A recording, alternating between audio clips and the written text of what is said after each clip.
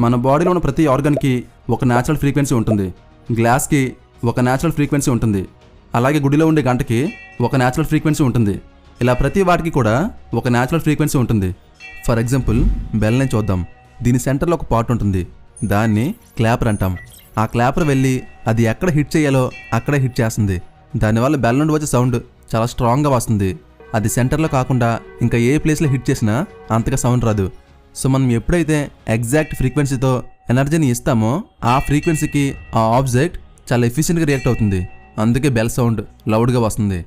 మరొక ఎగ్జాంపుల్ చూద్దాం. ఉయ్యాలు ఊగుతూ ఉన్నప్పుడు దానికి ఒక ఫ్రీక్వెన్సీ ఉంటుంది.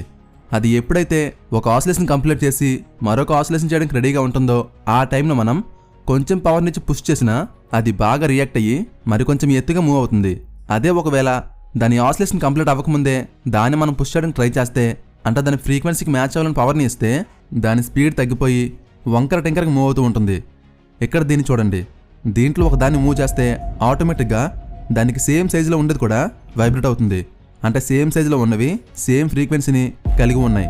అందుకే ఒక దాన్ని వైబ్రేట్ చేస్తే దాని ఫ్రీక్వెన్సీకి మ్యాచ్ అయ్యేది కూడా ఆటోమేటిక్గా వైబ్రేట్ అవుతుంది. సో ప్రతి ఆబ్జెక్ట్ కూడా ఏ ఫ్రీక్వెన్సీకి అయితే రెస్పాండ్ అవుతాయో ఆ ఫ్రీక్వెన్సీనే న్యాచురల్ ఫ్రీక్వెన్సీ అంటాం.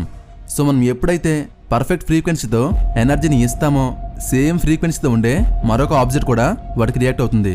సో ఆ రియాక్షన్ని మనం రిజోనెన్స్ అంటాం.